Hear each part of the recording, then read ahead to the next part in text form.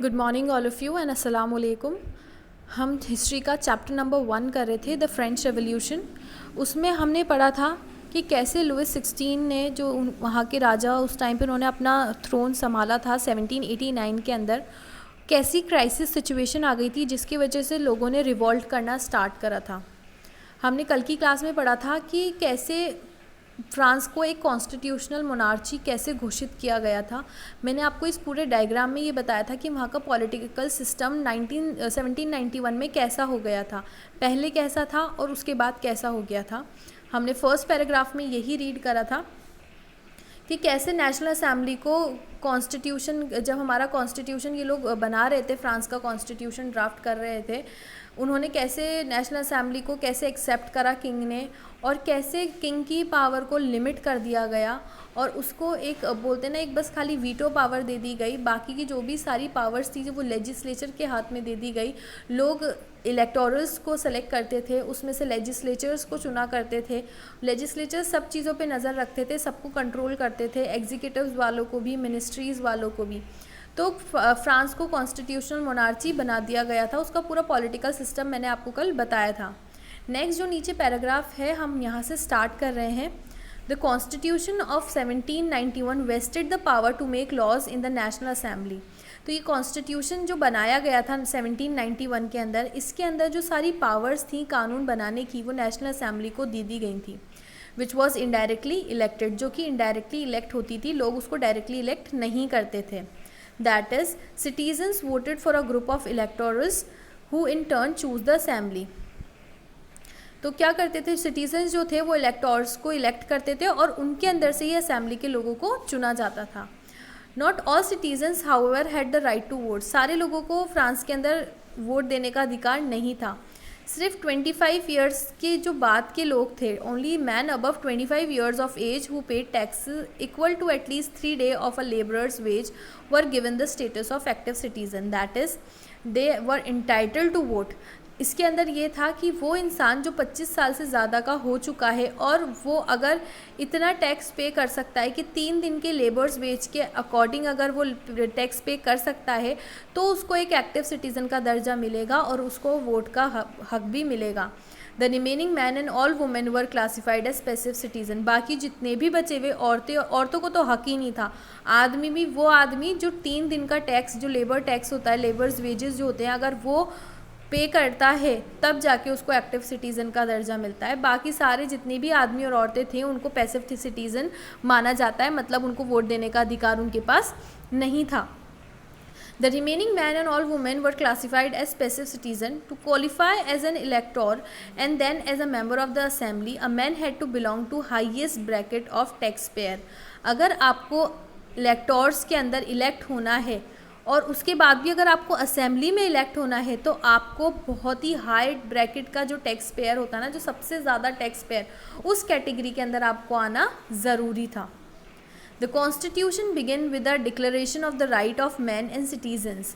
Constitution किस चीज़ से start हुआ कि उन्होंने राइट्स दिए मैन को और सिटीजन्स को, such as the right to life. उन्होंने कौन कौन से राइट दिए? Right to life, freedom of speech दिया, freedom of opinion, equality before law were established as natural and inalienable rights, that is they belong to each human being by birth and could not be taken away. It was the duty of the state to protect each citizen's natural rights. तो वहाँ पर लोगों को ज़िंदगी जीने का हक़ दिया गया, कुछ भी बोलने का, अपना जो उनका नज़रिया है वो सामने रखने का हक़ दिया गया, अपना खुद को ओपिनियन रखने का हक़ दिया गया, कानून के सामने सबको इक्वल रखने का हक़ दिया गया। ये सारे हक़ वहाँ पर इस्टेब्लिश करे गए और इनको नेचुरल और इनएलिनेबल राइट्स का दर्जा दिया गया। और ये हर एक ह्यूमन बीइंग को दिया, बर्थ के हिसाब से नहीं।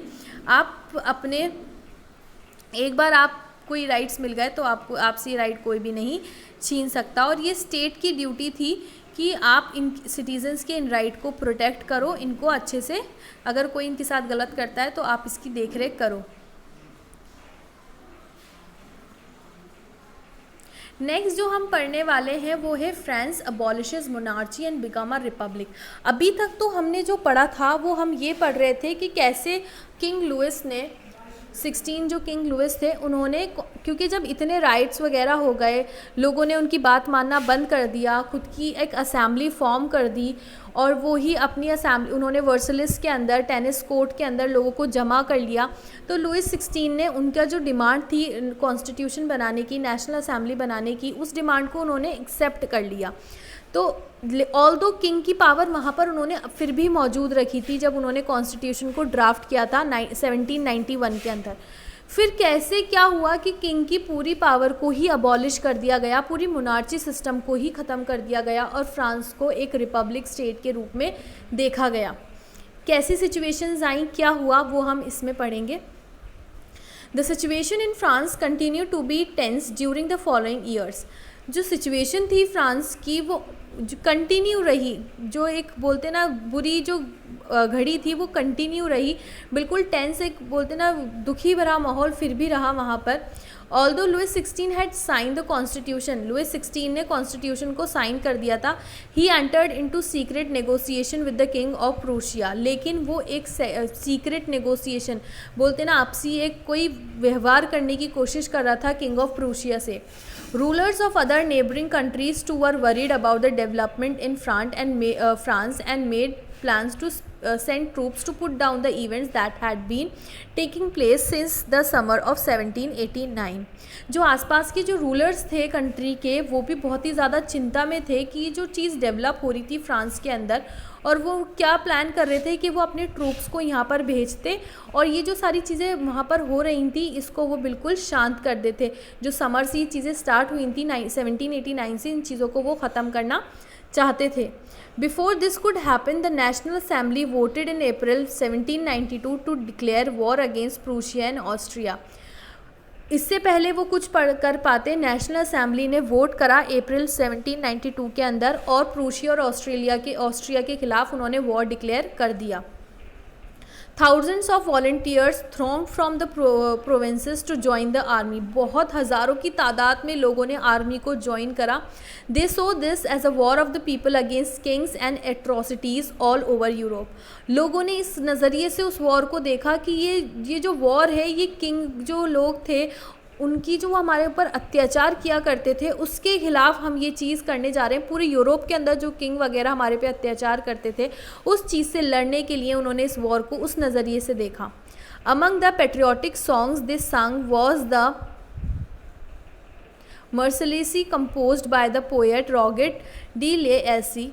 It was sung for the first time by the volunteers from Marseilles as they marched into Paris, so got its name the Marseillaise, as now the national anthem of France। तो बहुत सारे patriotic song जैसे हमारे यहाँ पर जब आज़ादी पाने के लिए हम लोग कर रहे थे तो हमारे यहाँ पर लोगों के अंदर देशभक्ति की भावना को पैदा करने के लिए बहुत सारे पोइट्स ने अपनी अपनी लिखावटें करना स्टार्ट कर दिया था। कोई सॉन्ग लिखता था, कोई कविताएं लिखता था, तो वहाँ पर भी पेट्रियाटिक सॉन्ग्स जो थे लोगों ने वो पेट्रियाटिक सॉन्ग्स गाना स्टार्ट कर दिए, पोइट्स ने लिखे वो। और ये पहली बार जो ये सॉन्ग बता रहे मर्सिलीज गाया गया, पहली बार वॉलंटियर्स ने गाया जब वो पेरिस के लिए मार्च कर रहे थे और उन्होंने वहाँ पर ही गाकर, और आज तक ये फ्रांस का नेशनल एंथम भी माना जाता है। ये फ्रांस का नेशनल एंथम है। The revolutionary was brought losses and economic difficulties to the people. Revolutionary का जो ये वॉर हुआ था इसने लोगों के लिए बहुत सारी मुश्किलें खड़ी कर दी, उनको लॉस हुआ, इकोनॉमिकल लॉस भी हुआ और वैसे भी लॉस हुआ। While the men were away fighting at the front, women were left to cope with the task of earning a living and looking after their families. जब आदमी तो लड़ने के लिए गए हुए थे तो औरतों के ऊपर भी एक बहुत ही बड़ा टास्क था कि उनको अपनी ज़िंदगी को जीने के लिए कमाई करनी थी और अपने फैमिली को लुक आफ्टर करने के लिए भी उनको अपनी ज़िंदगी को चलाना था। मतलब large section of the population were convinced that the revolution had to be carried forward further as the constitution of 1791 give political rights only to the richer section of the society। बहुत सारे तादाद के जो लोग थे, last section जो थे population का, वो चाहते थे कि ये जो रेवोल्यूशन है ये आगे भी बढ़े, क्योंकि कॉन्स्टिट्यूशन जो उस टाइम पे बना था 1791 के अंदर उसने पॉलिटिकल राइट्स सिर्फ उन्हीं लोगों को दिए थे जो लोग रिच सेक्शन थे सोसाइटी के। Political clubs become an important rallying point for people who wish to discuss government policies and plan their own form of action. The most successful of these clubs was that of the Jacobins, which got in the name from the former convent of Saint Jacob in Paris. Women too, who had been active throughout this period, formed their own clubs. Section 4 of this section will tell you more about their activities and demands. तो क्या हुआ, इसके बाद political clubs बनाए गए, एक important railing point बना दिया गया, पॉलिटिकल क्लब्स लोग बनाने लग गए और गवर्नमेंट की पॉलिसीज़ को डिस्कस करने लग गए, प्लान्स बनाने लग गए अपने फॉर्म्स ऑफ एक्शन को लेकर. उस टाइम पे सबसे जो मोस्ट पावरफुल क्लब्स था उस टाइम पे वो था जैकोबिन्स का. इनको ये नाम मिला था कॉन्वेंट से, सर जैकोबिन इन पेरिस के नाम से.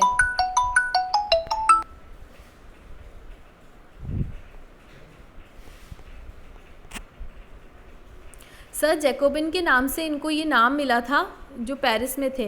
वुमेंस ने भी बहुत एक्टिवली इस मूवमेंट के अंदर, इस पीरियड में बहुत ही अच्छा एक्टिवली उन्होंने थ्रू आउट उसके अंदर वो एक्टिव रहीं और उन्होंने खुद के क्लब्स बनाए. सेक्शन 4 जो है इस चैप्टर का, हम इसके अंदर उनके बारे में और ज़्यादा पढ़ेंगे कि उन्होंने क्या क्या एक्टिविटीज़ करी थी इसमें और क्या क्या उन्होंने डिमांड्स रखी थी. The members of the Jacobin clubs belongs to mainly to the less prosperous section of the society. तो जो members थे Jacobin club के, वो किस क्लास को वो करते थे, वो जो हमारे नॉन प्रॉस्परस सेक्शन जो था सोसाइटी का, जो ज़्यादा खुशहाल सेक्शन नहीं था, वो उसको दर्शाते थे.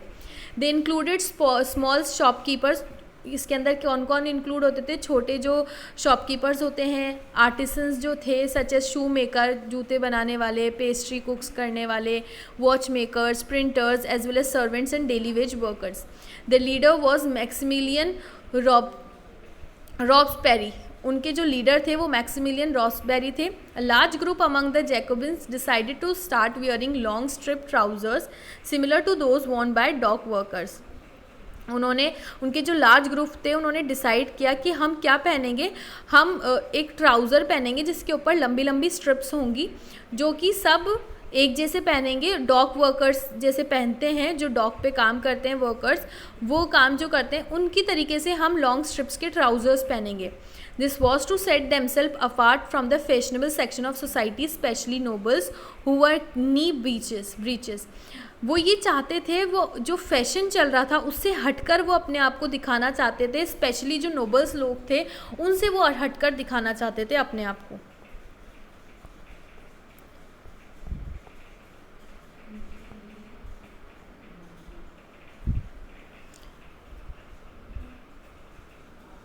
आज के लिए हम इतना ही पढ़ रहे हैं. हम नेक्स्ट क्लास के अंदर इसके आगे का चैप्टर पढ़ेंगे कि कैसे अबॉलिशन हुआ स्लेवरी का, ये कैसे कॉन्स्टिट्यूशन वहाँ पर एकदम से पूरा अबॉलिश हुआ था.